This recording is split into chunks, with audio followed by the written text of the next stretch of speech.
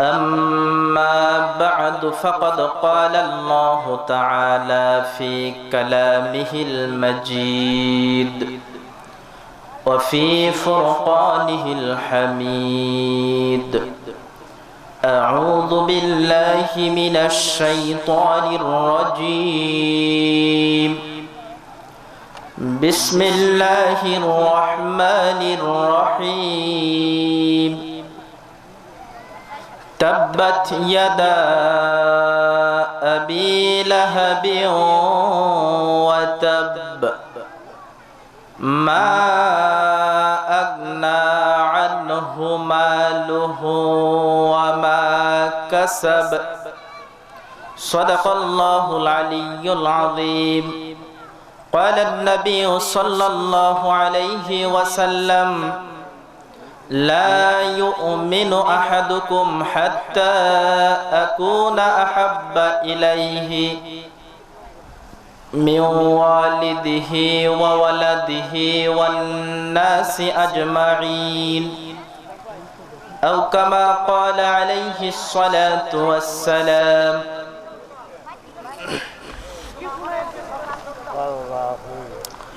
ছোটখাতা চৌপথি দারুস সুন্নাহ কিরাতুল কোরআন হাফিজিয়া মাদ্রাসার উদ্যোগে এক বিশাল তাফসীরুল কোরআন মাহফিল।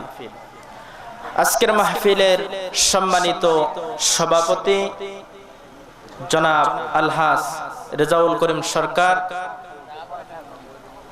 আজকের মাহফিলের প্রধান অতিথি অত্র এলাকার মাটি ও মানুষের প্রিয় নেতা বীর ও মুক্তিযোদ্ধা জনাব মোহাম্মদ আফতাবউদ্দিন সরকার, মাননীয় সংসদ সদস্য ডোমার ডিমলা নীলফামারী ১, বিশেষ অতিথি বীর মুক্তিযোদ্ধা জনাব তবিবুল ইসলাম, চেয়ারম্যান উপজেলা পরিষদ ডিমলা নীলফামারী। আরো বিশেষ অতিথিবৃন্দ উপস্থিত আছেন। আমার সামনে উপবিষ্ট দিন দরদি ভাইয়েরা, পর্দার আড়ালের মা ও বোনেরা, সর্বপ্রথম সেই মহান প্রতিপালকের দরবারে শুকরগুজার করছি যিনি আজকে আপনাদেরকে আমাকে দয়া করে মোহাব্বত করে ভালোবেসে এই মাহফিলে আসার তৌফিক দান করেছেন। এই জন্য সকলে বলি আলহামদুলিল্লাহ। দরুদ প্রেরণ করছি সেই মহান নেতা মহানবী হযরত মুহাম্মদ মুস্তাফা সাল্লাল্লাহু আলাইহি ওয়াসাল্লামের প্রতি। সকলে একটু আওয়াজ দিয়ে বলুন সাল্লাল্লাহু আলাইহি ওয়াসাল্লাম। প্রিয় বন্ধুগণ, আপনারা কি আমার উপর মন খারাপ করেছেন? তাহলে এত আস্তে কথা বলতেছেন কেন? ছোট্ট একটি উদাহরণ আপনাদের সামনে দিয়ে আজকে আমি আলোচনার দিকে যাব। শুনবেন কি উদাহরণটা? ভাইরা আমার, একটি ছেলে রাস্তা দিয়ে যাচ্ছে, ঠিক এরকম মুহূর্তে রাস্তার এক কর্নারে ছেলেটি দেখতেছে একটা স্বর্ণের দলা পড়ে আছে। দলা বুঝেন তো? সে কুড়িয়ে নিয়ে দেখে, ওরে বাবা, স্বর্ণ কিন্তু তার সঙ্গে মাটি মিশ্রিত, স্বর্ণের সঙ্গে মাটি, এটা তো মিল খায় না। সে একটা পুকুরে গেছে সেটা ধোয়ার জন্য, কিন্তু ধুইতে ধুইতে এক পর্যায়ে তার হাত থেকে সেই স্বর্ণের দলা পিছলে গেল। সে এখন অনেক খোঁজাখুঁজির পর যখন পায় নাই, তখন চিন্তা করলো যে আহারে, এমন একটা জিনিস পাইলাম যেই জিনিসটা যদি কাজে লাগাইতে পারতাম 14 পুরুষ ধনী হয়ে যাইতো, কিন্তু সেটা হারিয়ে ফেললাম সামান্য ধুইতে গিয়ে। আরে ধুইলাম কে, না ধুইলেও তো হইতো। এখন তার মুখে একটাই তসবিহ, বাড়িতে গিয়ে শুধু তার সন্তান ডাকে আব্বা ভাত খাও, সে বলতেছে আরে ধুইলাম কে, না ধুইলেও তো হইতো। তার মা ডাকতেছে বাবা তোর কি সমস্যা, কয় আরে ধুইলাম কে, না ধুইলেও তো হইতো। এক পর্যায়ে তার মা ডাক দিয়ে ভালোভাবে জিজ্ঞেস করছে, বাবা সত্যি করে কত, তোর সমস্যাটা কি? বলতেছে মা, আসলে সমস্যা হলো এই, স্বর্ণের দলা পাইছিলাম, পানিতে হারিয়ে গেছে ধুইতে গিয়ে, এই জন্য বলতেছে ধুইলাম কে, না ধুইলেও তো হইতো। ওর মা এবার বলতেছে আরে শুনলাম কে, না শুনলেও তো হইতো। এরপরে এলাকার মানুষ সবাই একত্রিত হয়েছে, হওয়ার পরে চিন্তা করে, সন্তান বলতেছে ধুইলাম কে, না ধুইলেও তো হইতো, মা বলতেছে আরে শুনলাম কে, না শুনলেও তো হইতো, দুইটাকে তো পাগলা গারোতে নিয়ে যাওয়া দরকার। এলাকার লোকজন একত্রিত হয়ে দেওয়ানি মাতব্বর যারা ছিল তারা সকলে মিলে একটা সিদ্ধান্ত নিল, আগে কবিরাজ এনে চিকিৎসা করি, যদি বাড়িতে ভালো হয় হবে, অন্যথায় উন্নত চিকিৎসার ব্যবস্থা করব। কবিরাজকে আনার পর কবিরাজের সামনে দুজনকে নিয়ে যাওয়া হয়েছে। এবার কবিরাজ সব ঘটনা শোনার পর কবিরাজ বলতেছে, আরে আমি আসলাম কে, না আসলেও তো হইতো। কথা কি বুঝতে পারেন নাই? আপনারা কি ওইরকম চিন্তা করতেছেন নাকি আজকের মাহফিলে আসলাম কে, না আসলেও তো হইতো? তাহলে একটু জোরে সোরে আওয়াজ দিয়ে কথা বলতে হবে, পারবেন তো? আজকের মাহফিলে আপনারা আসছেন, এর জন্য ফায়দা লাভ অনেক আছে। একটি মাসআলা সম্পর্কে যদি আলোচনা হয় আপনারা শুনতে পারেন, রাত্রি বেলায় বিশ্বনবী বলেছেন রাত্রি বেলায় মাসআলা সম্পর্কে আলোচনা হলে 1000 রাকাত নফল নামাজের সওয়াব। সুবহানাল্লাহ কোন। আবার কোরআনুল কারীমের এক একটা আয়াত যখন তেলাওয়াত করা হবে প্রতিটি আয়াতের ভিতরে 10টি করে নেকি পাওয়া যাবে। সুবহানাল্লাহ বলবেন না? তাহলে আজকের মাহফিলে আমরা এসে ঠকি নাই, জিতেছি, ঠিক কিনা? একটি ছোট্ট একটি হাদিস আপনাদের সামনে উল্লেখ করব। একজন বিশ্বনবীর জলিলুল কদর সাহাবী ছিল, যার নাম হলো উসাইদ ইবনে হুদাইর। এই সাহাবী রাত্রিবেলায় কুরআনুল কারীম তেলাওয়াত করছেন। এমন সময় তেনার পাশে বাঁধা ছিল একটা ঘোড়া। তিনি লক্ষ্য করে দেখলেন ঘোড়াটা শুধু লাফাচ্ছে। উসাইদ ইবনে হুদাইর চিন্তা করলো ঘোড়া লাফাচ্ছে, আর তেলাওয়াত করব না, বন্ধ করে ফেললেন। এবার দেখেন ঘোড়ার লাফালাফি বন্ধ, তিনি আবারও তেলাওয়াত শুরু করলেন, আবার ঘোড়া লাফানো শুরু করলো। এইরকম 3 বার যখন হলো তখন তিনি চিন্তা করলেন ওই ঘোড়ার পাশে নিজের একটা সন্তান নাম হলো জাকারিয়া শুয়ে আছে। তিনি চিন্তা করলেন ঘোড়া লাফাইতে লাফাইতে লাগাম ছিঁড়ে আমার সন্তানের উপর পা রাখতে পারে, কাজেই এই সময় আমি আর কোরআন তেলাওয়াত করব না। এই চিন্তা করে তিনি বাহিরে বের হলেন। হওয়ার পরে বাহিরে এসে নিজের উযু ইস্তেনজা যা কিছু সারা দরকার প্রয়োজনীয় হাজাত সারার জন্য বাহিরে আসছেন। আকাশের দিকে তাকায় দেখে অনেক সুন্দর নূর ঝলমল, এইগুলো সব উপরের দিকে উঠে যাচ্ছে। সুবহানাল্লাহ বলেন। সারা রাত তেনার ভিতরে শুধু কৌতূহল, কি দেখলাম। পরের দিন সকালবেলা বিশ্বনবীর দরবারে জিজ্ঞেস করছে, হুজুর রাত্রে আমি এইরকম দৃশ্য দেখছি, আপনি একটু বর্ণনা করেন তো এইগুলো কি? বিশ্বনবী বললেন, রাত্রে তুমি যেইগুলো নূর উপরের দিকে উঠতে দেখছো এইগুলো হচ্ছে রহমতের ফেরেশতা। তুমি যখন কোরআন তেলাওয়াত করতেছিলে তোমার উপর নাযিল হয়েছিল। সুবহানাল্লাহ কোন। তুমি যদি ওই রাত্রি বেলায় এই ফেরেশতাগুলোকে কোরআন তেলাওয়াত বন্ধ না করতে তাহলে ফেরেশতাগুলো উপরের দিকে উঠতো না। সকালবেলা মানুষ ফজরের নামাজ পড়ার সময় ঘুম থেকে জাগ্রত হয়ে দেখতে পারতো যে ফেরেশতারা কি করে তোমার বাড়িটা বেষ্টন করে নিয়েছে। সুবহানাল্লাহ কোন। তাহলে যেইখানে কোরআনুল কারীমের তেলাওয়াত হয়, যেই জায়গায় কোরআনুল কারীমের তাফসীর হয়, যেই জায়গায় কোরআনুল কারীমের আলোচনা হয়, সেই জায়গায় রহমতের ফেরেশতা নাজিল হতে থাকে। চিৎকার মেরে বলেন সুবহানাল্লাহ। কিন্তু আমার ভাইয়েরা, সবথেকে বড় দুঃখের বিষয় হলো এইরকম রহমতের বাগান মাঝে মাঝে বিভিন্ন এলাকায় বিভিন্ন জায়গায় সাজানো হয়, কিন্তু এই বাগানগুলোতে এক শ্রেণীর বক্তা এনে বক্তব্য দেওয়া হয়, যেই সকল বক্তারা বাস্তবিকভাবে কোরআন পড়তেই জানে না। আছে না নাই? এদের জন্য আজকে সারা বাংলাদেশ নয় সারা পৃথিবীতে হুজুরেরা অপমানিত হচ্ছে। কথা বলেন ঠিক কিনা? প্রিয় ভাইরা, কোরআনুল কারীম পড়া দরকার আছে না নাই? কোরআনুল কারীম শেখা দরকার আছে না নাই? আমার বন্ধুগণ, একটি উদাহরণ আপনাদের সামনে দেব। সেই মাদারীপুরের কথা বলছি। মাদারীপুর এলাকায় এক লোকের বাড়ি ছিল। সেই লোকটি একদিন সেই মাদারীপুর পদ্মা নদী, সেই নদীতে তিনি নদী পার হয়ে যাবে, কিন্তু লোকটি অনেক শিক্ষিত মানুষ ছিল, কিন্তু তার ভিতরে একটা গুণ ছিল না, সে সাঁতার জানতো না। যখন সে নদী পার হবে চিন্তা করতেছে পার হতে গেলে তো একটা নৌকায় উঠতে হবে, নৌকায় না উঠলে পার হওয়া সম্ভব। এবার সেই লোকটি নৌকার ভিতরে উঠলো। সে শিক্ষিত বটে, কিন্তু নৌকাওয়ালা হচ্ছে আজব মূর্খ। নাউজুবিল্লাহ করে। মূর্খ মানুষের নৌকায় উঠছে, কিন্তু শিক্ষিত মানুষ যেখানেই যায় তার শিক্ষা ভিতর থেকে কিছুক্ষণ পর পর শুধু চারা দিতে থাকে, ঠিক কিনা? এবার নৌকাওয়ালা তো আসলেই মূর্খ। মূর্খ ব্যক্তিকে শিক্ষিত লোকটি বারবার বলতেছে, বিভিন্ন প্রশ্ন করে বিরক্ত করতেছে। প্রশ্নগুলির মধ্যে থেকে একটা প্রশ্ন হলো, বাবাজি তুমি এই নদীতে নৌকা কতদিন থেকে চালাও? লোকটি বলল, প্রায় 40 বছর হবে। 40 বছর থেকে নৌকা চালাও, এই নদীর কিছু ইতিহাস আমাকে বর্ণনা করো তো। সে বলল, আগে এইগুলো কি আছে আমাদের ভাগ্যে? ছোটকালে একদিনও যাই নাই স্কুলে। লোকটি মন খারাপ করলো। কিছুক্ষণ পর আবার তার ভিতর থেকে একটা শিক্ষা উতলায় উঠলো। আবার সে প্রশ্ন করলো আর একটি, আচ্ছা তুমি তো 40 বছর থেকে নৌকা চালাও, বলো তো এই নদীতে জোয়ারে ভাটা শুরু হয় কখন থেকে? একই উত্তর দিল, আগে এইগুলো কি আছে আমাদের ভাগ্যে, জীবনে যাই নাই স্কুলে। তখন ওই শিক্ষিত লোকটি বলল, এই তোমাকে 2টি প্রশ্ন করলাম, 2টি প্রশ্নের জবাব না দিতে পারায় তোমার জীবনের 16 আনার 8 আনাই শেষ।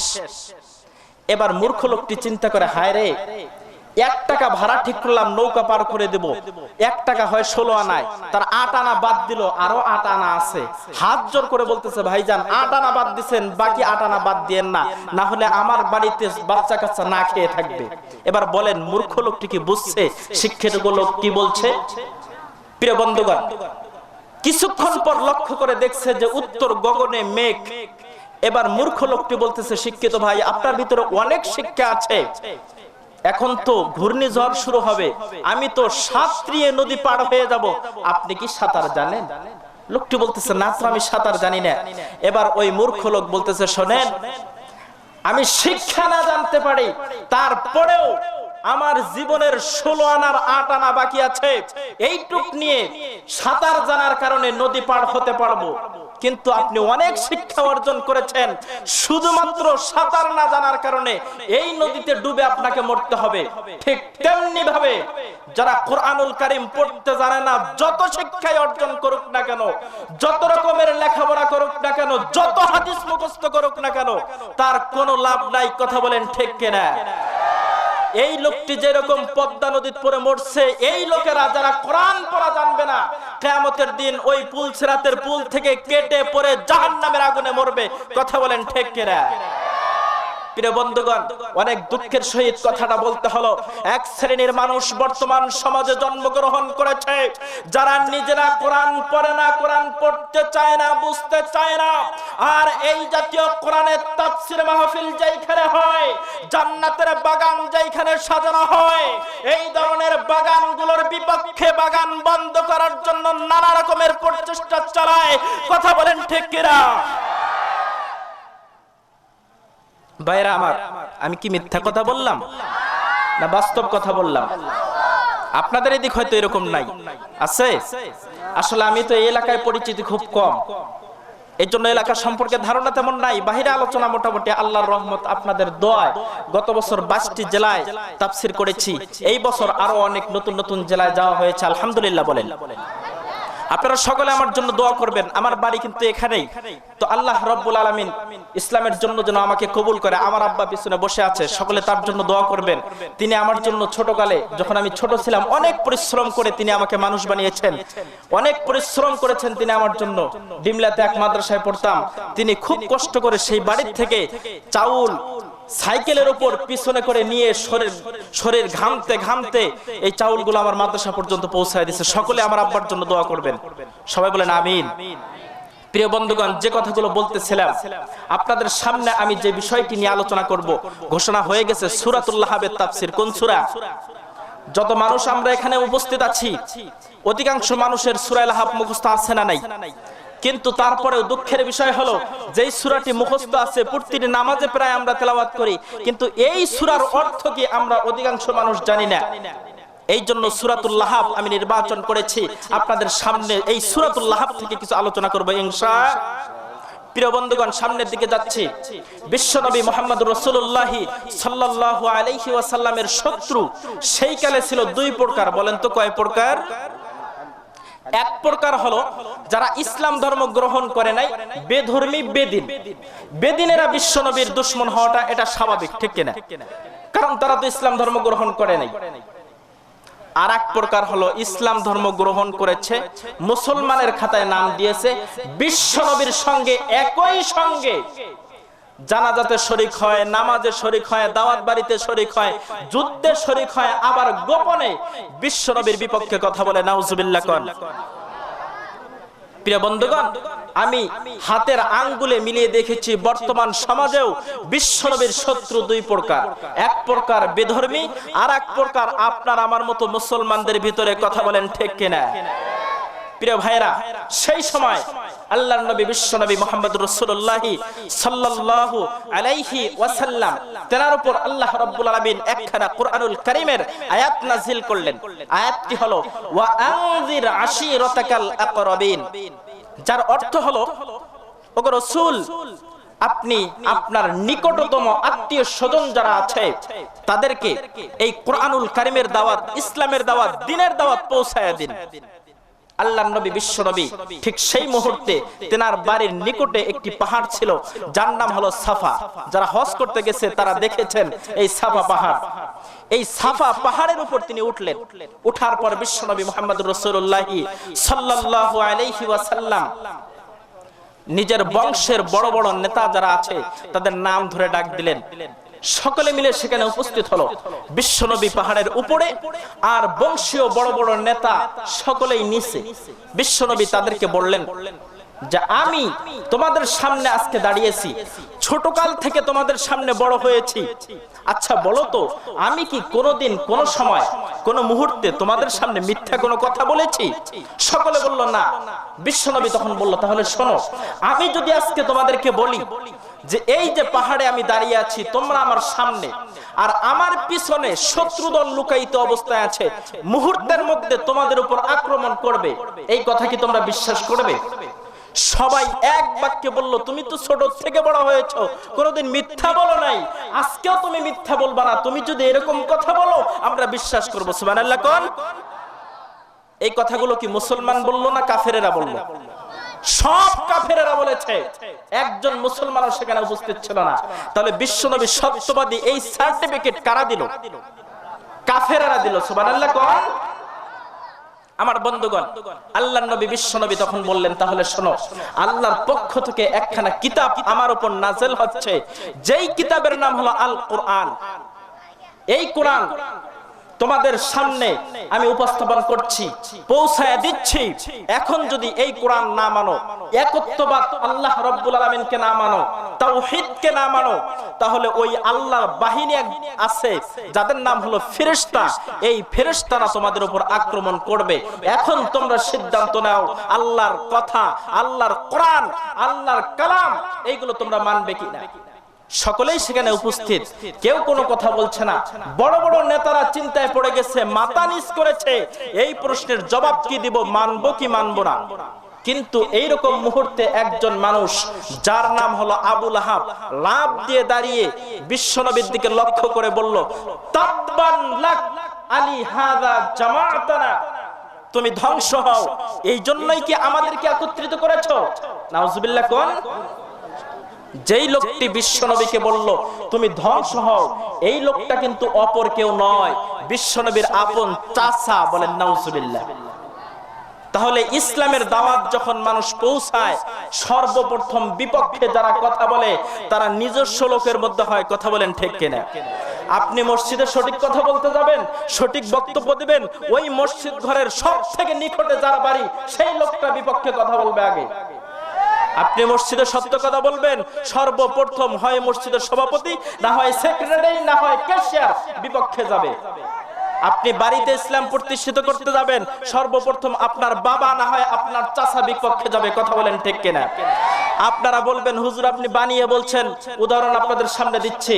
আদম আলাইহিস সালাতু ওয়াস সালাম যখন ইসলামের দাওয়াত দিল, সর্বপ্রথম বিপক্ষে কথা বলেছে আপন সন্তান কাবিল। কথা বলেন ঠিক কিনা? নূহ আলাইহিস সালাতু ওয়াস সালাম যখন ইসলামের কথা বলেছে, তখনও তার আপন সন্তান কেনান বিপক্ষে কথা বলেছে। ইব্রাহিম আলাইহিস সালাতু ওয়াস সালাম যখন ইসলামের পক্ষে কথা বলেছে, তার আপন বাবা তার বিপক্ষে কথা বলেছে। ঠিক তেমনি ভাবে বিশ্বনবী যখন ইসলামের পক্ষে কথা বলল, তখন বিশ্বনবীর চাচা তার বিপক্ষে কথা বলল। কথা বলেন ঠিক কিনা? প্রিয় ভাইরা, এখনো পর্যন্ত যদি আপনি বাংলার জমিনে ইসলামকে নিয়ে কথা বলতে যান, আপনার পার্শ্ববর্তী সব থেকে বড় রাষ্ট্রীয় দলীয় নেতারা বেশি বিরোধিতা করে। কথা বলেন ঠিক কিনা? প্রিয় ভাইরা, আমি কথা বললাম যে কথাটা, এটা কি বানানো কথা না সত্যি কথা? প্রিয় বন্ধুগণ, সামনের দিকে যাচ্ছি, আমার আলোচনা গুছিয়ে নিয়ে আসছি। আল্লাহর নবী বিশ্বনবীকে সেই সময় সত্যবাদী সার্টিফিকেট দিল কারা? কাফেরেরা। সুবহানাল্লাহ কোন?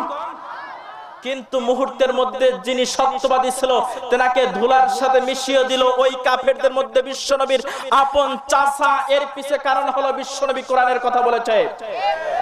আজও পর্যন্ত কোরআনের কথা বলবেন, আপনি ভালো মানুষ, কোনোদিন মামলা খান নাই, কেস খান নাই, মুহূর্তের মধ্যে মামলায় পড়ে জেলে যেতে হবে। কথা বলেন ঠিক কিনা?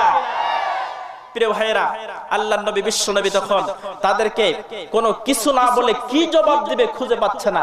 ঠিক এই মুহূর্তে আল্লাহ রাব্বুল আলামিন সবথেকে ভালোবাসেন বিশ্বনবী মুহাম্মদ সাল্লাল্লাহু আলাইহি ওয়াসাল্লামকে।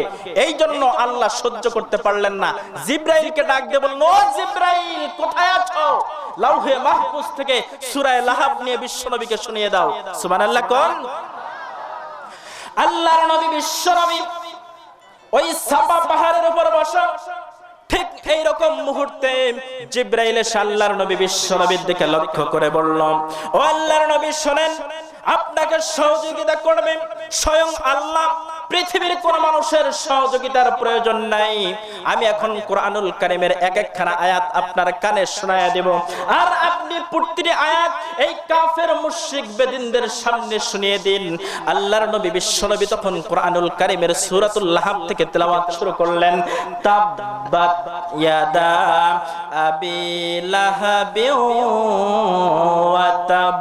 আল্লাহ রাব্বুল আলামিন বর্ণনা করছেন, তাব্বাত ইয়াদা, আবু লাহাবের দুই হাত ধ্বংস হোক। পরক্ষণে আল্লাহ বলছেন ওয়াতাব, ধ্বংস হোক এটা নয়, ওয়াতাব ধ্বংস হয়ে গেছে। সুবহানাল্লাহ কোন? আবু লাহাবের দুই হাত ধ্বংস হোক, তার মানে হলো পুরা আবু লাহাব সমস্তটাই ধ্বংস হোক। কি পরিবারের ধ্বংস হয়েছে শুনবেন, একটু পরে বলছি। প্রিয় বন্ধুগণ, আবু লাহাবকে যখন বলা হলো যে আবু লাহাব ধ্বংস হোক, সে কি আর চুপ থাকতে পারে? বিশ্বনবীর দিকে লক্ষ্য করে বলছে, আমাকে ধ্বংস হওয়ার কথা বলছো? আমি ধ্বংস হব না, কারণ আমার অনেক সম্পদ আছে, আমার অনেকগুলি সন্তান আছে। আল্লাহর বাহিনী যদি কখনো আমার সঙ্গে মোকাবেলা করার জন্য আসে, তাহলে আমার সন্তান আর সম্পদের মাধ্যমে আল্লাহর মোকাবেলা করব। নাউজুবিল্লাহ কোন? আমার বন্ধুগণ, আল্লাহর মোকাবেলা কেউ কখনো করতে পেরেছে? যে দিবে আল্লাহর সঙ্গে পাল্লা, কেটে নেওয়া হবে তার কাল্লা। ঠিক কিনা? আল্লাহর সঙ্গে যতজন আজও পর্যন্ত মোকাবেলা করার চেষ্টা করেছে, সকলেই ধ্বংস হয়েছে। কেউ উপরে উঠতে, আজও পর্যন্ত কেউ যদি আল্লাহর সঙ্গে পাল্লা দিয়ে এই কোরআনুল কারীমের উপর আঙ্গুল চালিয়ে বিধান পরিবর্তন করার চেষ্টা করে, তারও কাল্লা কেটে ফেলা হবে। কথা বলেন ঠিক কিনা? প্রিয় বন্ধুগণ, ঠিক সেই মুহূর্তে বিশ্বনবী মুহাম্মদুর রাসূলুল্লাহ সাল্লাল্লাহু আলাইহি ওয়াসাল্লাম দ্বিতীয় আয়াত তেলাওয়াত করলেন, যে আবু লাহাব চাচামি আপনার বাড়াবাড়ি বিষয় হচ্ছে। শুনেন দ্বিতীয় আয়াত আল্লাহ কি বলছেন। আল্লাহ রাব্বুল আলামিন বলেন, মা আগনা আনহু মালুহু ওয়া মা কাসাব। আল্লাহ রাব্বুল আলামিন বলেন, ওই আবু লাহাবের সন্তান এবং সম্পদ একটাও কোনো কাজে আসবে না। যখন এই আবু লাহাব সন্তান এবং সম্পদের বড়াই করল, এরপরে আল্লাহর নবী বিশ্বনবীর সঙ্গে কাফেরদের সঙ্গে যুদ্ধের একটা ডেট ঠিক হলো, তারিখ ঠিক হলো, যেই যুদ্ধের নাম হলো বদর। এই বদরের যুদ্ধের 7 দিন পূর্বে ওই আবু লাহাবের শরীরে আল্লাহ রাব্বুল আলামিন বড় বড় ফোঁট ঘা দিয়ে দিল, যেই ঘাগুলো থেকে রক্ত আর পুষ পড়া শুরু হয়ে গেল, যার কারণে তার সন্তানেরা ওই আবু লাহাবকে বাড়ির থেকে ঘাট ধাক্কা দিয়ে বের করে দিল। অপমান হলো না, সম্মানের সহিত বের হলো। এরকম সন্তান এখনো আছে না নাই আমাদের সমাজে? কথা বলেন, আছে?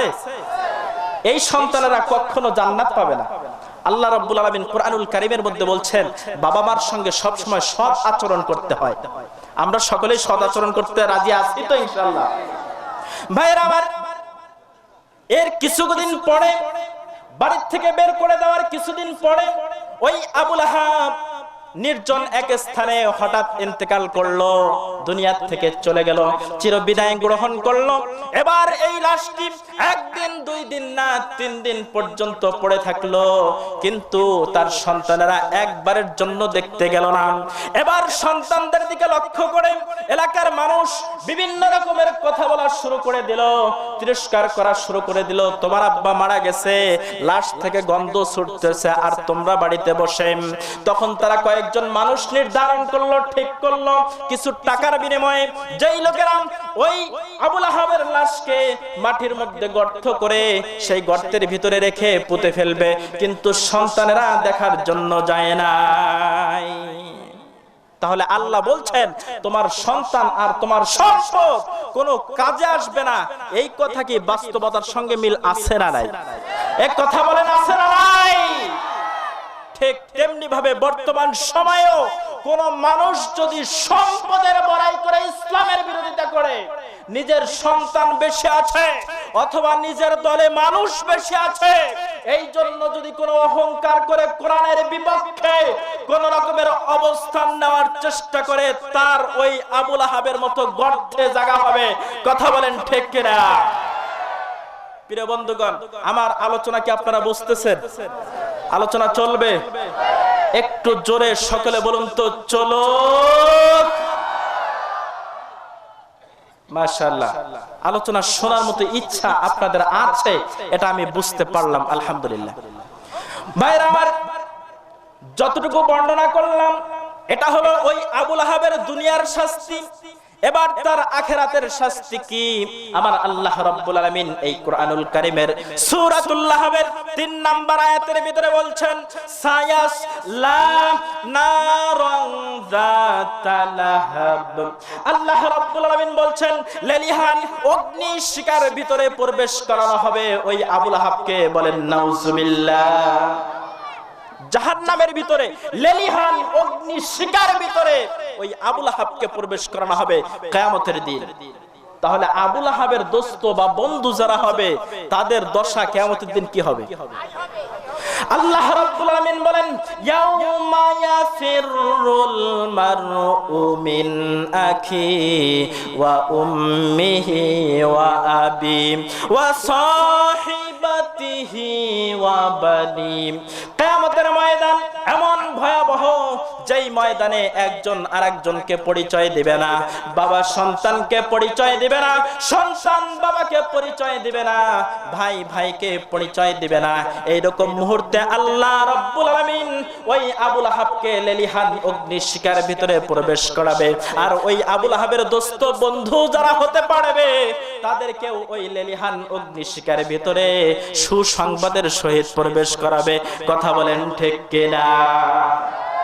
এই জন্য আবু জাহেলের দোস্ত হওয়া যাবে না, আবুল আহাবের দোস্ত হওয়া যাবে না। আবুল আহাবের বিপক্ষে চলতে হবে। আবুল আহাবের উত্তরসূরি যারা আছে তাদের বিপক্ষে অবস্থান নিতে হবে। রাজি আছেন না? প্রিয় ভাইরা, সামনের দিকে যাই। কিন্তু এই আবুল আহাবের কথা আল্লাহ রাব্বুল আলামিন বর্ণনা করার পরে আরেকজন সহযোগী সাথী রূপে দিচ্ছেন আবুল আহাবের। কে তার সাথী হবে বলবো কি আপনাদের সামনে? আল্লাহ রাব্বুল আলামিন বলছেন, ওয়ামরাআতুহু হাম্মালাতাল হাতাব।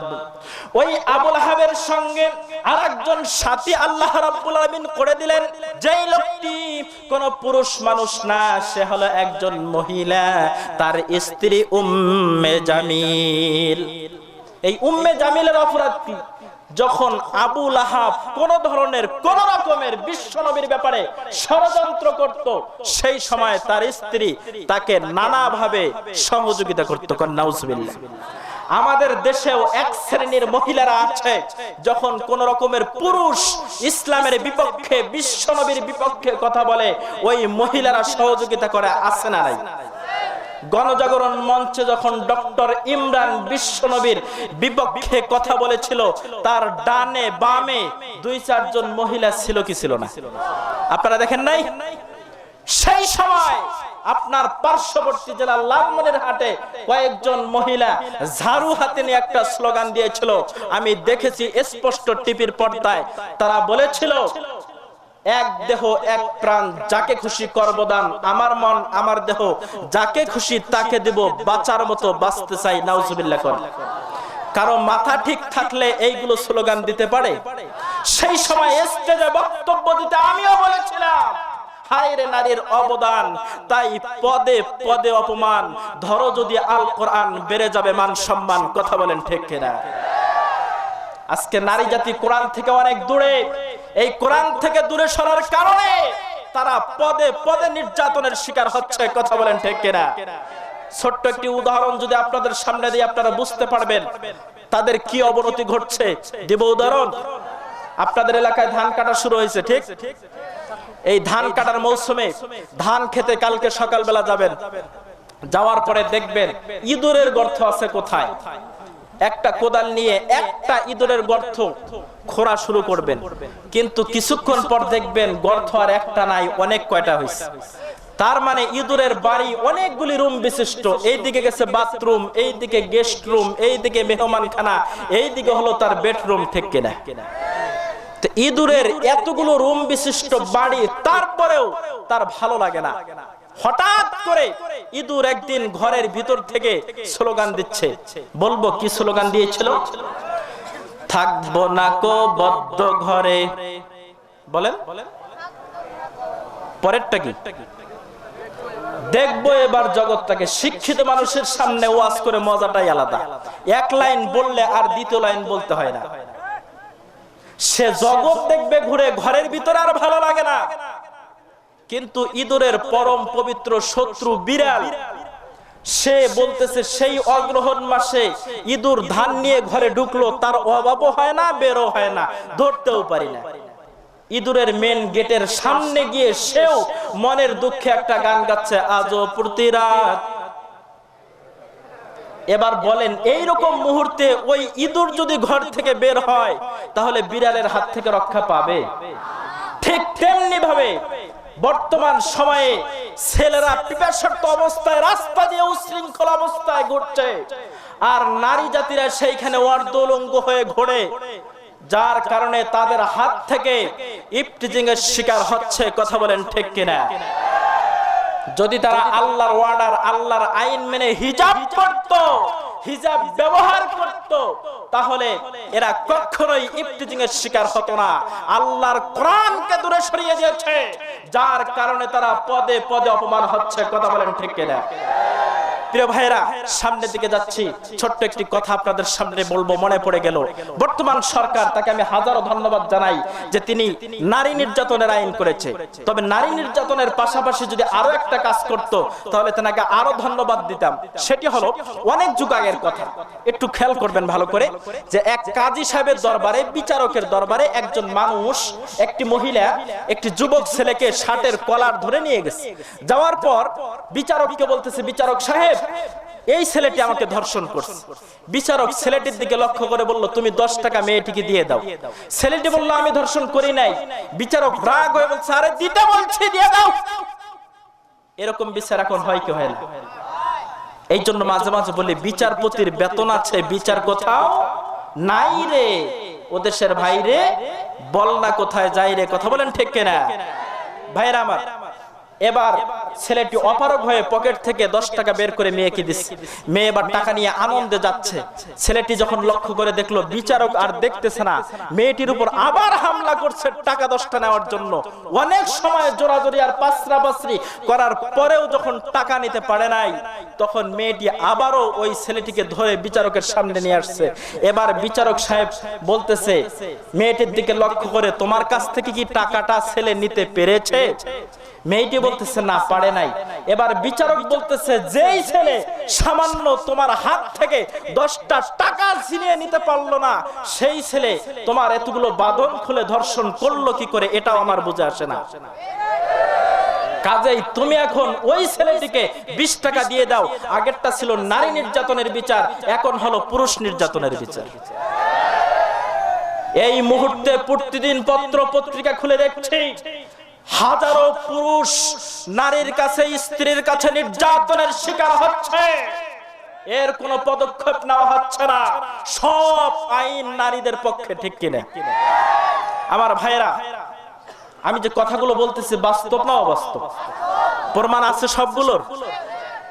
আমার বন্ধুগণ, আপনাদের মাঝে আমি দুইটা জিনিস দেখতে পাচ্ছি, একটা হলো ঘুম আর একটা হলো ঝুম। এই ঘুম আর ঝুম দুইটাকে ছেড়ে না দিলে আমি তো ওয়াজ করতে পারবো না। আপনারা সকলে একটু হাত তোলেন তো দেখি, এইভাবে নাড়া দেন দেখি হাতটা। মাশাআল্লাহ, আপনাদেরকে জান্নাতের মেহমান মনে হচ্ছে। আল্লাহ তাআলা আপনাদের সকলকেই জান্নাতের এক কর্নারে জায়গা করে দিক। সকলে বলুন আমিন, আরো জোরে বলুন আমিন। আমার ভাইরা, আপনারা সকলে হাত নামান। আপনাদেরকে নিয়ে যদি আমি একটা তাকবীর দেই, আপনারা দিতে পারবেন তো? গত মাসের 6 তারিখে গাইবান্ধা ওয়াজ করতে গেছিলাম, সেইখানে এইভাবে শ্রোতাদেরকে নিয়ে যখন তাকবীর দিচ্ছিলাম, একজন আমার কানে কানে বলতেছে, হুজুর জামাতিদের তাকবীর দেবেন না। তাকবীর কি জামাত ইসলামের? ভাইরা, তাকবীর দিতে পারবেন তো? তাকবীর দেওয়ার সময় লক্ষ্য রাখবেন, এইভাবে হাত তুলবেন, এইভাবে মারবেন। তবে মারার সময় লক্ষ্য রাখবেন পাশের লোকের চাবাল যেন না ফাটে। পারবেন তো ইনশাআল্লাহ? আমি বলবো লিল্লাহে তাকবীর, আপনারা কি বলবেন? লিল্লাহে তাকবীর, লিল্লাহে তাকবীর। আল কোরআনের আলো। আপনাদের মাঝে দুই ভাগ হইছে, এক ভাগ বলতেছে ঘরে ঘরে জ্বালো, আর এক ভাগ বলতেছে সংসদে জ্বালো। এই দুই দলের এক দলের পক্ষেও আমি না। যদি ঘরে ঘরে জ্বালান শুধু বাড়ি আলোকিত হবে, যদি সংসদে জ্বালান শুধু বাংলাদেশ আলোকিত হবে। বলতে হবে জাতিসংঘে জ্বালো। একবার যদি ওই জাতিসংঘে কোরআনের আলো জ্বালাইতে পারেন, তামাম পৃথিবী মুহূর্তের মধ্যে কোরআনের আলোতে আলোকিত হবে। কথা বলেন ঠিক কিনা? আমি বলবো আল কোরআনের আলো, আপনারা কি বলবেন? আল কোরআনের আলো, আল হাদিসের আলো। রিজিকের মালিক কে? খাওয়ান কে? খান কে?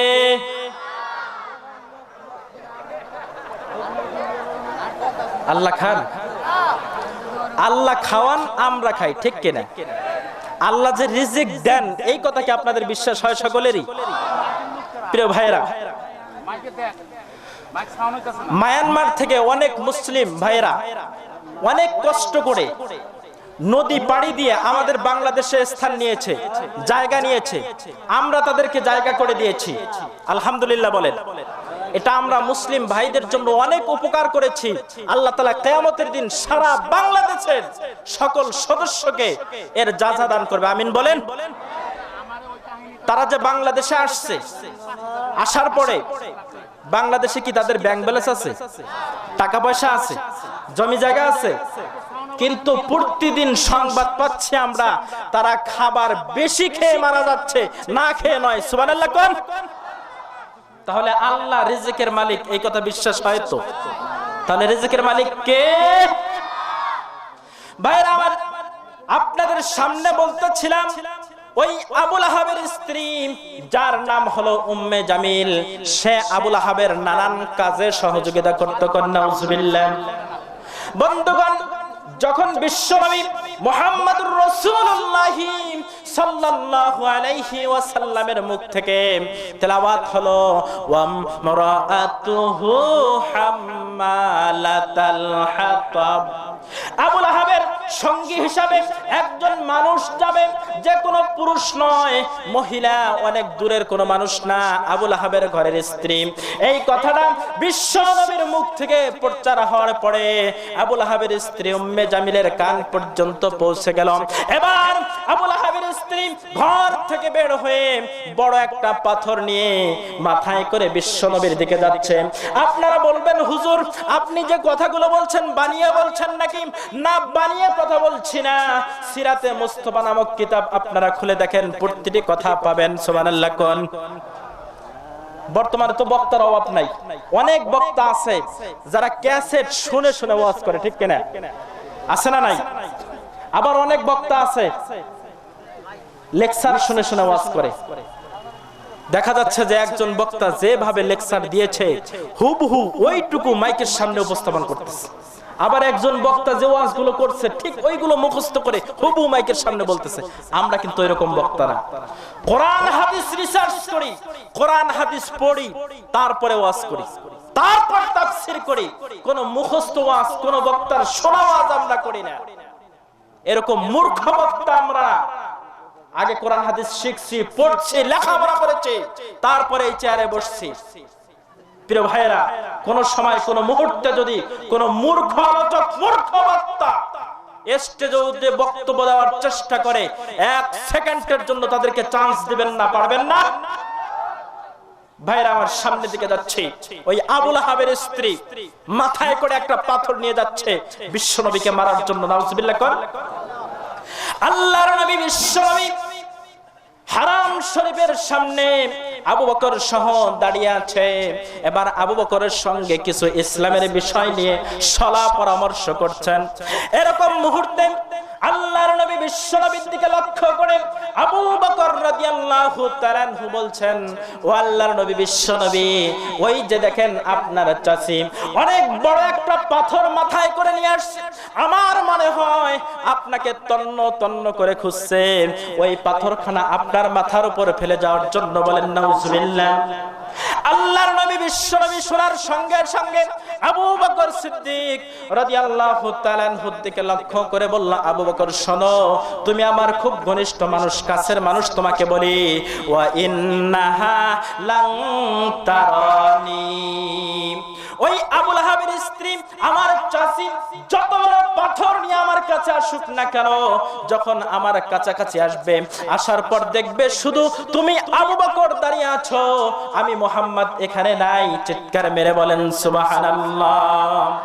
আল্লাহর নবী বিশ্বনবীর কাছাকাছি যখন গেল, আবু লাহাবের স্ত্রী উম্মে জামিল আবু বকরের দিকে লক্ষ্য করে বলছে, আবু বকর, তোমার দোস্ত তোমার সঙ্গেই সব সময় থাকে, কিন্তু আজকে দেখতেছি না গেছে কোথায়। যদি তোমার দোস্ত এখানে থাকতো তাহলে আমার মাথার পাথরখানা তোমার দোস্তের মাথার উপর ফেলে দিতাম, আর মাথা থেতলে সে পৃথিবীর থেকে বিদায় গ্রহণ করত। বলেন নাউজুবিল্লাহ। তাহলে মহিলারাও বিশ্বনবীকে মারার ষড়যন্ত্র করছে। কথা বলেন ঠিক কিনা? ভাইরা, আল্লাহর নবীর সাহাবী আবু বকর মাথা নিচু করে শুধু হাসতেছে, মুস্কি মুস্কি হাসি দিচ্ছে। এবার বলুন, এমনি তো মহিলা মানুষ বেশি বোঝে, তার সামনে তার মাথা এত গরম হয়েছে বিশ্বনবীকে মারার জন্য। এরকম মুহূর্তে আবু বকর আরো হাসতেছে, তার রাগ আরো কয়েক গুণ বৃদ্ধি হয়েছে। কথা বলেন ঠিক কিনা? এইরকম রাগ নিয়ে আল্লাহর নবী বিশ্বনবীর সাহাবীর দিকে লক্ষ্য করে উম্মে জামিল বলল, শোনো, তোমার দোস্ত যদি এইখানে উপস্থিত থাকতো, যার নাম হলো মুহাম্মদ, আর মুহাম্মদ শব্দের অর্থ হলো বারবার প্রশংসিত, তাহলে আমি তার নামটা পাল্টিয়ে রাখতাম মুজাম্মাম, যার অর্থ হলো বারবার নিন্দনীয়। বলেন নাউজুবিল্লাহ। বিশ্বনবীর নামের পরিবর্তন করলো আবু লাহাবের স্ত্রী উম্মে জামিল। নাউজুবিল্লাহ বলবেন না? এর নামের পরিবর্তন এটা সেদিন শুরু নয়, পৃথিবীর শুরু লগ্ন থেকেই নামের পরিবর্তন আছে। প্রিয় ভাইরা, উদাহরণ দিলে বুঝতে পারবেন। ঈসা আলাইহিস সালাতু ওয়াস সালাম যখন ইসলামের পক্ষে বক্তব্য দিলেন, তার নাম পরিবর্তন করে সে সময়ের মানুষ রেখেছিল যিশু। বিশ্বনবী যখন ইসলামের পক্ষে কথা বললেন, তার নাম পরিবর্তন করে উম্মে জামিল বলেছিল মুহাম্মদ থেকে মুজাম্মাম। ঠিক তেমনি ভাবে আমাদের বর্তমান সময়ে শাহ আল্লামা আহমদ শফি যখন ইসলামের পক্ষে বক্তব্য দিল, বাংলার মানুষ তার নাম পরিবর্তন করে রাখলো তেতুল হুজুর। আর একজন আল্লামা যখন ইসলামের পক্ষে কথা বলল, তার নাম পরিবর্তন করে দেশের মানুষ দেলোয়ার থেকে রেখেছিল দেলু শিকদার। কথা বলেন ঠিক কিনা? কথার মধ্যে বাস্তবতা আছে না নাই? কোন মিথ্যা কথা বললাম? মন খারাপ করলেন? আলোচনা চলবে তো?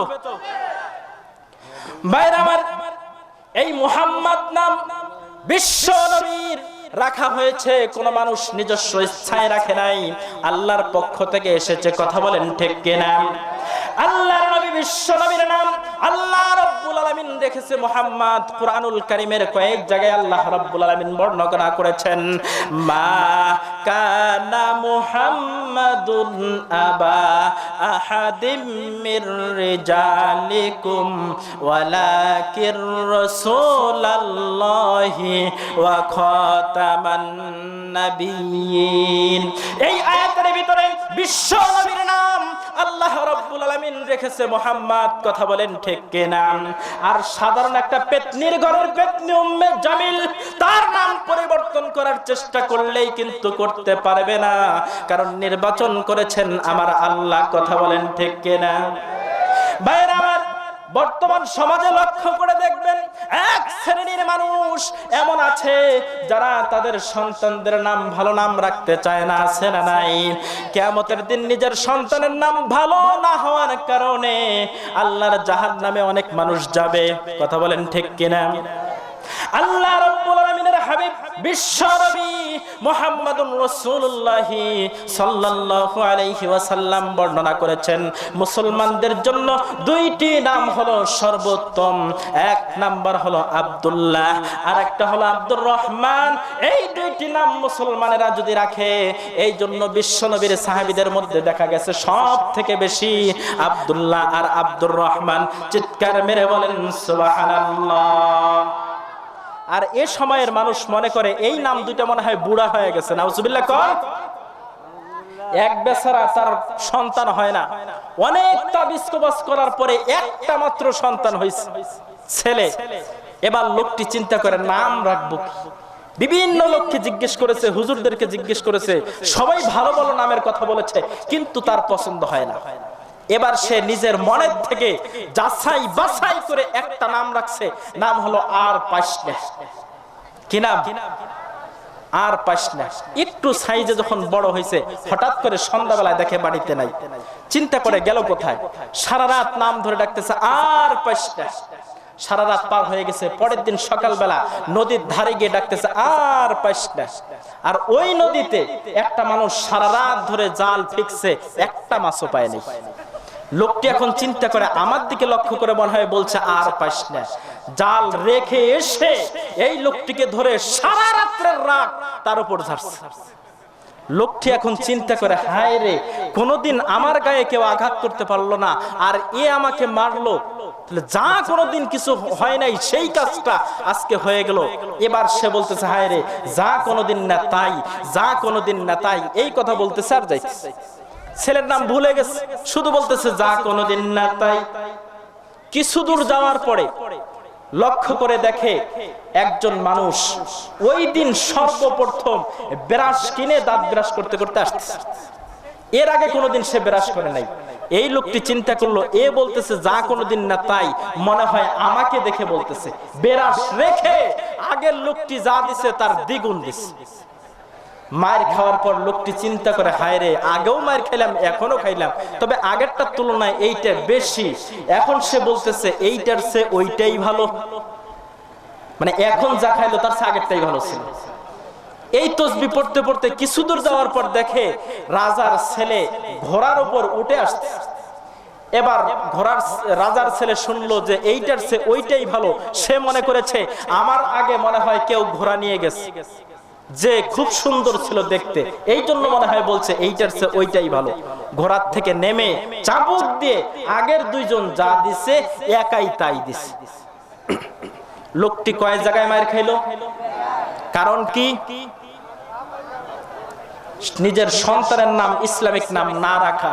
সে তো দুনিয়ায় 3 জায়গায় খাইছে, আখেরাতে যে কয় জায়গায় খাবে, কথা বলেন ঠিক কিনা? এই জন্য সন্তানের নামগুলো পরিষ্কার করে রাখবেন, যাতে নামগুলো ইসলামিক নাম হয়। মুহাম্মদ খুব সুন্দর নাম, রাখবেন সন্তানের নাম। ভাইরা বলতেছিলাম, ওই উম্মে জামিল বিশ্ব নবীকে মারার জন্য গেল, কিন্তু বিশ্ব নবী তার দৃষ্টিগোচর হলো না। এবার উম্মে জামিল বিশ্ব নবীর নাম পরিবর্তন করে রাখলো, মুহাম্মদ থেকে মুজাম্মাম। বলেন নাউজুবিল্লাহ। আল্লাহর নবী বিশ্ব নবীর নাম মুহাম্মদ, এটা কিন্তু বিশ্বনবী নিজেও রাখে নাই, কোন মানুষও রাখে নাই, স্বয়ং আল্লাহ রাব্বুল আলামিন নির্বাচন করেছেন। আল্লাহর নবী বিশ্বনবীর জন্ম হয়ে গেল, সিরাতে মুস্তাফা খুললে পাবেন বিশ্বনবীর জন্মের ফুল 7 দিন পরে তার দাদার নাম ছিল আব্দুল মুত্তালিব, 2খানা ছাগল কিনে কোরবানি করে বিশ্বনবীর আকিকা করে তার নাম রাখলো মুহাম্মদ। উপস্থিত জনতা, যত মানুষ সেখানে উপস্থিত ছিল, এক এক করে প্রশ্ন করলো, আব্দুল মুত্তালিব শোনো, তোমার বংশে একজন মানুষের নামও ছিল না মুহাম্মদ, তুমি কেন তোমার নাতির নাম মুহাম্মদ রাখলা? জবাব চাই, অন্যথায় জবাব যদি দিতে না পারো তোমার নাতির নাম মুহাম্মদ রাখা হবে না, কারণ মুহাম্মদ এটা অনেক সম্মানিত নাম, তোমার নাতি এত সম্মানিত নাম নিয়ে বাঁচতে পারবে না, এটা আমরা সহ্য করতে পারবো না। এবার আল্লাহর নবীর দাদা আব্দুল মুত্তালিব তাদের দিকে লক্ষ্য করে বলছে, শোনো, এইটা কিন্তু আমার পক্ষ থেকে নির্বাচন করা কোনো নাম নয়। আজকে রাত্রি বেলায় স্বপ্ন যোগে দেখি আমার পিঠের থেকে একটা রশি বের হয়েছে, যেই রশিটা উত্তর থেকে দক্ষিণ পর্যন্ত লম্বা, প্রশস্ত হলো পশ্চিম থেকে পূর্ব পর্যন্ত। মুহূর্তের মধ্যে রশিটা একখানা গাছে রূপান্তরিত হয়ে গেল। এরপরে লক্ষ্য করে দেখি ওই গাছের পাতাগুলো সবুজ রঙের, আর পাতার থেকে কেমন যেন আলো নূর চমকাচ্ছে। আমি লক্ষ্য করে দেখলাম তামাম পৃথিবীর কিছু কিছু মানুষ এসে এক একজন এক একটা পাতা ধরেছে, আর তোমাদের মধ্যে থেকে কুরাইশ বংশের কিছু মানুষ ওই গাছকে কেটে ফেলার চেষ্টা করছে। এমন মুহূর্তে একজন মানুষ আসলো, আসার পরে যারা ওই গাছকে কাটার চেষ্টা করেছিল তাদেরকে হত্যা করে গাছটাকে রক্ষা করেছে। আর উপস্থিত যত মানুষ ছিল সবাই মিলে ওই লোকটির প্রশংসা করলো। সেই লোকটি অন্য কোনো মানুষ না, আমার নাতি মুহাম্মদ। চিৎকার মেরে বলেন সুবহানাল্লাহ। এই জন্য সকলে প্রশংসা করেছে, বারবার প্রশংসা করেছে। এই জন্য আমার নাতির নাম আমি রাখলাম মুহাম্মদ, বারবার প্রশংসিত। সুবহানাল্লাহ বলবেন না? আমার নবীর প্রশংসা কি শুধু মানুষ করে নাকি? না, শুধু মানুষ করে তাই নয়, আমার আল্লাহ রাব্বুল আলামিন বিশ্ব নবীর প্রশংসা করেছেন।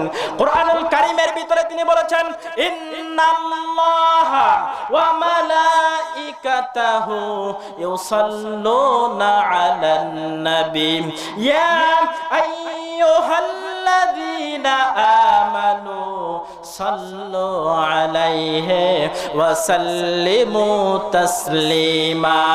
আল্লাহ রাব্বুল আলামিন বলছেন, আমি বিশ্ব নবীর প্রশংসা করি, আমার ফেরেশতারা বিশ্ব নবীর প্রশংসা করে, সুতরাং ওই নবীর উপর তোমরা দরুদ পড়ো। সুবহানাল্লাহ কোন? নবীর উপর দরুদ পড়া দরকার আছে না নাই?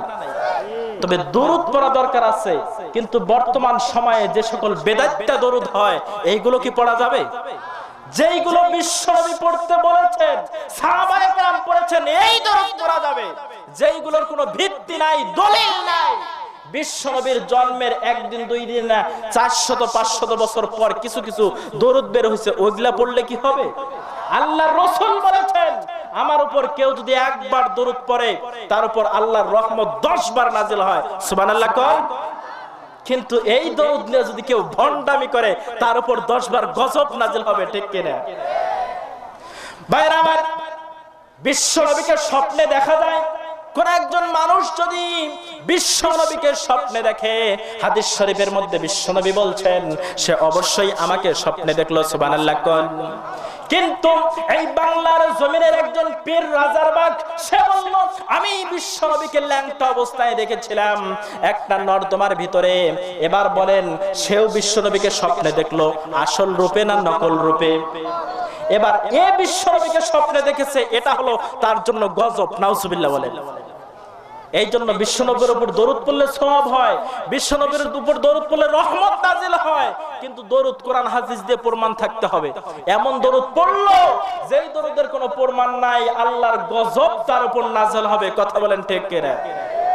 আমার ভাইরা, একটু সামনের দিকে যাচ্ছি। আপনাদের সামনে বলছিলাম যে বিশ্বনবীর শত্রু কয় প্রকার?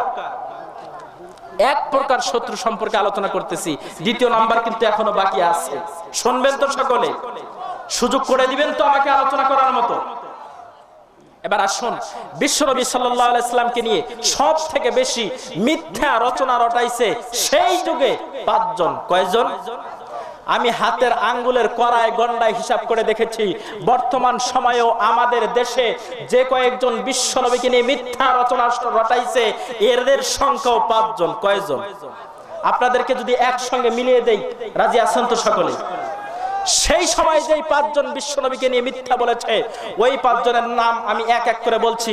খাতা কলম থাকলে রেখে নেন, মোবাইল থাকলে রেকর্ড করে নেন, কালকে সিরাতে মুস্তাফা খুলে মিলায় দেখবেন ঠিক আছে কিনা। 1 নাম্বার ওলীদ ইবনে মুগীরা, 2 নাম্বার আস ইবনে ওয়াইল, 3 নাম্বার হারিস ইবনে কায়েস, 4th নাম্বার আসওয়াদ ইবনে মুত্তালিব, 5ম নাম্বার আসওয়াদ ইবনে আবদে ইয়াগুস। বর্তমান সময়ে 5 জন। 1 নাম্বার তসলিমা নাসরিন, ঠিক আছে?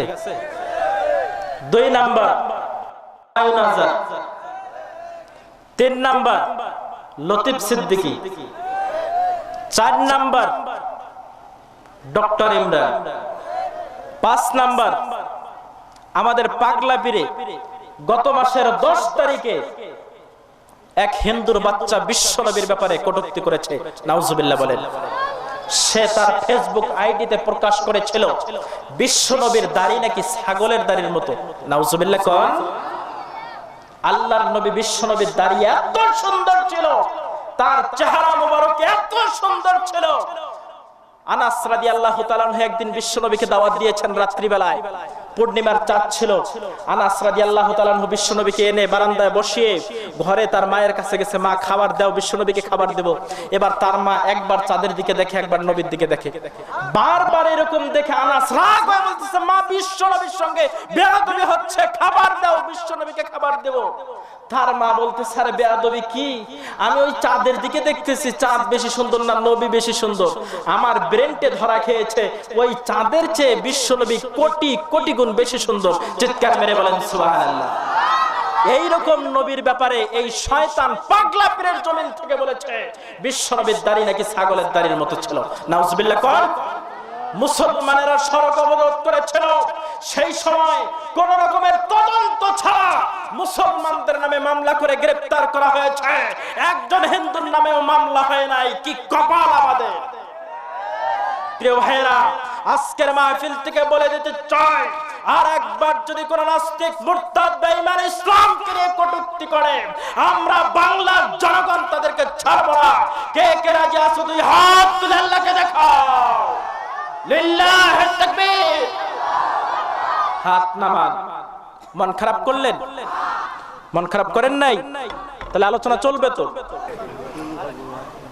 ওরা বিশ্বনবীর বিপক্ষে একজন একজন করে কথা বলেছে, সবাই পার পেয়ে গেছে, কাউকে কিছু বলা হয় নাই, যার কারণে তাদের জিহ্বা এত লম্বা হয়েছে, একের পর এক বলতে আছে। তাদের জিহ্বা টেনে পায়ের নিচে দিয়ে ছেড়ে ফেলা দরকার। প্রিয় ভাইরা, শুধু সময় পরিবর্তনের অপেক্ষা। এদের কার ছাড় দিব না। এদেরকে ফাঁসি দেওয়ার জন্য কেন্দ্রীয় কারাগারের দরকার নাই, নীলফামারী জেলা কারাগারের দরকার নাই, আমার ঘরের পিছনের কাঁঠাল গাছে যথেষ্ট। কথা বলেন ঠিক কিনা? আমার হুজুরের বিপক্ষে কথা বলবে, বিশ্বনবীর বিপক্ষে কথা বলবে, আবার বুক ফুলিয়ে এই জমিনে ঘুরে বেড়াবে, এটা আমার বুঝে আসে না কি করে তাদের এত বড় সাহস হয়। প্রিয় ভাইরা, প্রধানমন্ত্রী বরাবর আজকের মাহফিল থেকে আবেদন করতে চাই, অবিলম্বে তদন্ত কমিটি করে তার বিষয়ে তদন্ত করে গ্রেফতার করে ফাঁসির কাস্টে ঝুলানো হোক। প্রিয় ভাইরা, সামনের দিকে যাচ্ছে, এরা হচ্ছে ইসলামের চূড়ান্ত দুশমন, ইসলামের চূড়ান্ত শত্রু। কথা বলেন ঠিক কিনা? আমাদের দেশের প্রধানমন্ত্রী তিনি খুব ভালো মানুষ, আমার কাছে তথ্য আছে, তিনি প্রতিদিন সকালবেলা কোরআনুল কারীম তেলাওয়াত করে এদেশের জনগণের জন্য দোয়া করে। আলহামদুলিল্লাহ বলেন। এত সুন্দর দেশনেত্রী অন্য কোন দেশে কেউ পায় নাই। তবে একটা কথা আছে, বলবো কি ভাইরা আমার, একজন গ্রাম্য মানুষ গরুর দুধ দহন করা বোঝেন তো? গরুর দুধ দহন করা বোঝেন? একজন গ্রাম্য মানুষ গরুর দুধ দহন করার জন্য গেছে। এবার সেই লোকটি বাছুর তো প্রথমে নিয়ে মুখ লাগায় দেয়, তাই না? বাছুরকে মুখ লাগায় দিছে, কিন্তু দেখতেছে বাছুর আর টানে না। তার বেগমকে ডাক দিয়ে কয়, বেগম দেখো তো মুখ লাগাই দিলাম, বাছুরকে টানতেছে না কেন? এবার বেগম বাড়ি থেকে বের হয়ে এসে বলতেছে, আরে কানার ঘরের কানা, ওটা তো গাভী না, ওটা হলো আরিয়া। তাহলে আরিয়া গরুর ওইখানে মুখ লাগাই দিলে কি টানবে? ঠিক তেমনি ভাবে আল্লাহ বলছেন কোরআনকে সংবিধানের রূপ দিতে হবে, তাছাড়া কোরআন তেলাওয়াত করে দোয়া করলে কি কাজ হবে? আজকে যদি এই কোরআনকে সংবিধানের রূপ দেওয়া হয়, সঙ্গে সঙ্গে সারা দেশের মানুষ শান্তিকামী হয়ে যাবে। কথা বলেন ঠিক কিনা? প্রিয় ভাইরা, এই জন্য কোরআন বাংলাদেশের সংবিধানের রূপ নিক, এটা চান কে হাত তুলে দেখান। লিল্লাহি তাকবীর, লিল্লাহি তাকবীর। হাত নামান। আমার উপর কি মন খারাপ করতেছেন? আলোচনা চলবে না, শেষ করে দেব। আর 10-15 মিনিট যদি কথা বলি আপনারা সময় দিবেন তো? ভাইরা আমার, আপনাদের সামনে বলতেছিলাম আল্লাহর নবী বিশ্ব নবী মুহাম্মদুর রাসূলুল্লাহ সাল্লাল্লাহু আলাইহি ওয়াসাল্লামের বিপক্ষে যতজন কথা বলেছে সেই যুগে তাদের সংখ্যা ছিল 5। এক নম্বরে যার সিরিয়াল, তার নাম হলো ওয়ালিদ ইবনে মুগীরা। এই ওয়ালিদ ইবনে মুগীরা আল্লাহর নবী বিশ্ব নবীর দরবারে একদিন আসার পরে আল্লাহর নবীর দিকে লক্ষ্য করে ডাক দিয়ে বলছে, ও মুহাম্মদ, আল্লাহ কি এই মক্কা আর তায়েফের মধ্যে খুঁজে পায় নাই এরকম কোন ধনী মানুষ যেই লোকটিকে নবুয়ত দান করবে? আরে মুহাম্মদ, তুমি তো আমাদের চেয়েও নিচু। নাউজুবিল্লাহ। কোরআন মুহাম্মদ সাল্লাল্লাহু আলাইহি ওয়াসাল্লাম নিচু না উঁচু? আল্লাহর নবী বিশ্ব নবীর দিকে লক্ষ্য করে ওই ওয়ালিদ ইবনে মুগীরা মুখের থেকে থুতু নিক্ষেপ করলো। নাউজুবিল্লাহ। আমার আল্লাহ রাব্বুল আলামিন সহ্য করতে পারলেন না, জিবরাইলকে ডাক দিয়ে বলে, ও জিবরাইল, এই ওয়ালিদ ইবনে মুগীরার একটা আয়াতের অর্থ হলো এই ওয়ালিদ ইবনে মুগীরা যার সন্তান, পিতৃ পরিচয় নাই। নাউজুবিল্লাহ। যে নাকি বিশ্বনবীকে বলল তার চেয়ে সম্মান বিশ্বনবীর কম, তার পিতৃ পরিচয় নেই। শোনার সঙ্গে সঙ্গে ওয়ালিদ ইবনে মুগীরা একদম উড়ে বাড়িতে গেছে।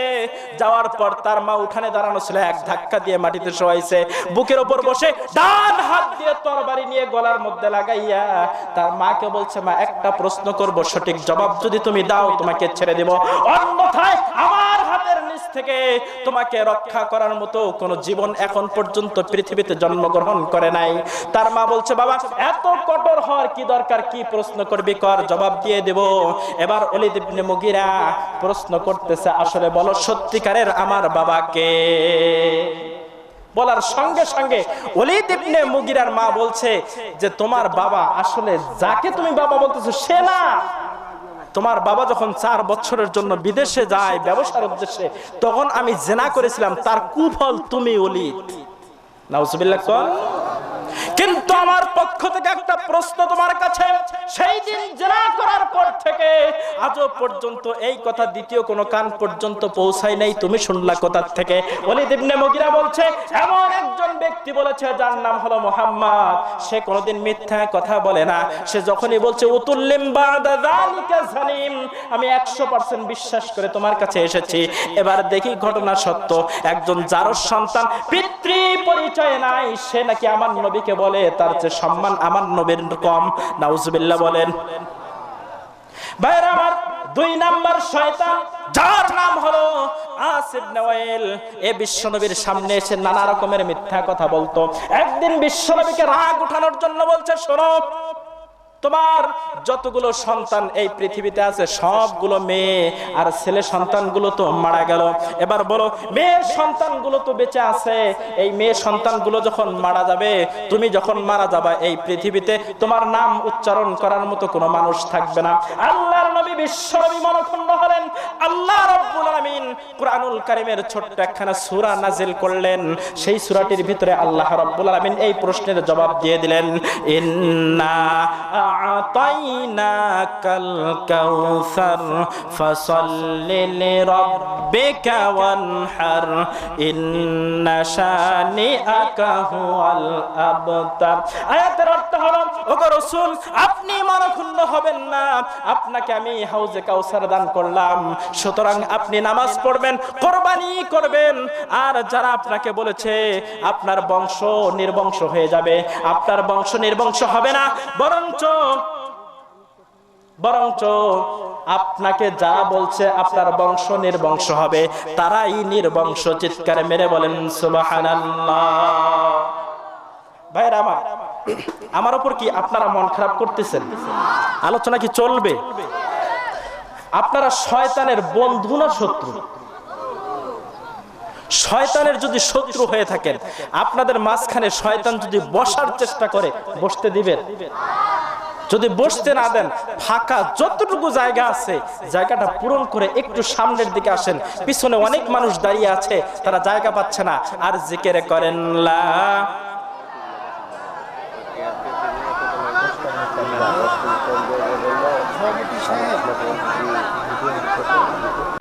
বন্ধুগণ, তাহলে আস ইবনে ওয়াইল বিশ্বনবীকে বলল যে আপনি মারা যাওয়ার পর আপনার নাম উচ্চারণ করার মতো মানুষ এই পৃথিবীতে থাকবে না। আপনাদের কাছে একটি প্রশ্ন করি, বিশ্বনবী মারা গেছে, এখন কি বিশ্বনবীর নাম মানুষ উচ্চারণ করে? শুধু বলে প্রতিটি মুহূর্তে প্রতিটি ক্ষণে বিশ্বনবীর জন্য কোটি কোটি লক্ষ লক্ষ মানুষ নিজের শরীরের তাজা রক্ত ঝরানোর জন্য প্রস্তুত আছে। কথা বলেন ঠিক কিনা? কিন্তু আস ইবনে ওয়াইল সেটা বুঝতে পারে নাই। এই জন্য আল্লাহ বললেন ইন্না শানিয়াকা হুয়াল আবতার। ওগো রাসূল, আপনাকে যারা বলছে নির্বংশ, তারাই নির্বংশ। সুবহানাল্লাহ কোন? তাহলে বিশ্বনবী নির্বংশ নন। বিশ্বনবীর নাম কিয়ামত পর্যন্ত মানুষ উচ্চারণ করবে, শুধু মুসলমান উচ্চারণ করবে তা নয়। বিধর্মীদের মধ্যে যারা শিক্ষিত, যারা দার্শনিক, তারাও বিশ্বনবীর নাম উচ্চারণ করে। আপনাদেরকে একটি তথ্য দেই, মাইকেল এইচ হার্ট একজন খ্রিস্টান, সে একটি বই লিখছে, বইটির নাম হলো 100 মনীষীর জীবনী। এই বইয়ের ভিতরে সর্বপ্রথম বিশ্বনবীর জীবনী নিয়ে আসছে। তাকে প্রশ্ন করা হয়েছে, তুমি তো খ্রিস্টান, প্রথমে তুমি আনবা ঈসা আলাইহিস সালাতু ওয়াস সালামের জীবনী, কিন্তু মুহাম্মদ সাল্লাল্লাহু আলাইহি ওয়াসাল্লামের জীবনী আগে কেন? সে বলছে তামাম পৃথিবীর মধ্যে যত জীবনী পড়ে দেখেছি, সব থেকে সুন্দর হচ্ছে বিশ্বনবীর জীবনী। সুবহানাল্লাহ কোন? এবার সুন্দর জীবনী যদি সামনে না আনি, আমার কিতাবকে মানুষ থুতু দিবে, কেউ পড়বে না। সুবহানাল্লাহ কোন? তাহলে একজন খ্রিস্টান বিশ্বনবীকে তার কিতাবের মধ্যে স্থান দিল, তাও প্রথম অধিকারে। সুবহানাল্লাহ বলবেন না? এইরকম ভাবে বিশ্বনবীকে স্মরণ করার মতো কিয়ামত পর্যন্ত মানুষ থাকবে। কিন্তু আমার ভাইয়েরা, বিশ্বনবীকে স্মরণ করার মতো মানুষও প্রতারক থাকবে। নাউজুবিল্লাহ কোন? ওই 2 নাম্বার শত্রু বিশ্বনবীর মুসলমানদের মধ্যে 2 মিনিটের মধ্যে শেষ করে দেব। তারা কারা? পরিচয় দিয়ে দেখবেন। বর্তমান সময়ে সারা বাংলাদেশের আনাচে কানাচে লক্ষ্য করে দেখবেন, 12ই রবিউল আসলে পোস্টার, ব্যানার, ফেস্টুনে প্রচার করে আমরা আশিকে রাসূল, আছে না নাই? কিন্তু যখন বিশ্বনবীর বিপক্ষে বাংলাদেশে মানুষ কথা বলে, তখন তারা বিশ্বনবীর পক্ষে একজনও ময়দানে নামে না, আছে না নাই? তাহলে তারা কোন নবীকে ভালোবাসে? ভালোবাসা 2 প্রকার। কয় প্রকার? এক প্রকার হলো অরিজিনাল ভালোবাসা, আর একটা 2 নাম্বার ভালোবাসা।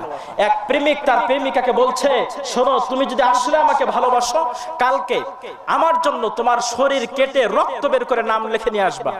সে বাড়িতে গিয়ে চিন্তা করে, একটা মেয়ের জন্য শরীর কেটে রক্ত বের করো, না পারবো না।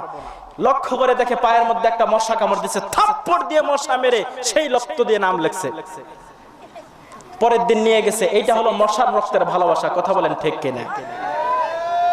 যারা বিশ্বনবীকে মশার রক্ত দিয়ে ভালোবাসে, তারা পোস্টার, ব্যানার, ফেস্টুনে প্রচার করে আমরা বিশ্বনবীকে ভালোবাসি। আর এই সকল ব্যক্তিরা পীর দাবি করে বিশ্বনবীর নাম নিয়ে 12ই রবিউল আউয়ালের নাম নিয়ে ওরস করে, আর মানুষের পকেট থেকে কোটি কোটি টাকা নিজের পকেটে ট্রান্সফার করে। কথা বলেন ঠিক কিনা? আর আমরা যারা মুখে প্রকাশ করি না, রাস্তাঘাটে ব্যানার লাগাই না, বিশ্বনবীর বিপক্ষে কেউ কথা বললে নিজের জীবনটা ইসলামের জন্য সঁপে দেওয়ার জন্য সার্বক্ষণিক প্রস্তুত থাকি। কথা বলেন ঠিক কিনা? আমরা ইসলামের জন্য জীবন সার্বক্ষণিক দেওয়ার জন্য প্রস্তুত আছি। যুবকেরা, তরুণেরা, বৃদ্ধরা বাংলাদেশের উত্তর গগনে এক খণ্ড কালো মেঘ জমা হয়েছে, ঘূর্ণিঝড়ের পূর্বাভাস পাওয়া যাচ্ছে।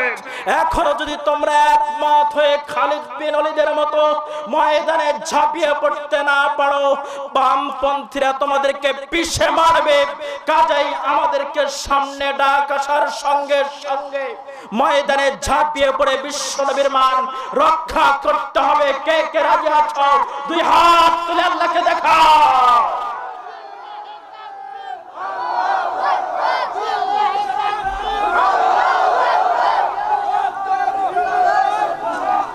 হাত নামান। আপনারা কি মন খারাপ করলেন আমার উপর? এখন আমি আলোচনা শেষ করতে যাচ্ছি, আপনারা সকলে আমার জন্য দোয়া করবেন।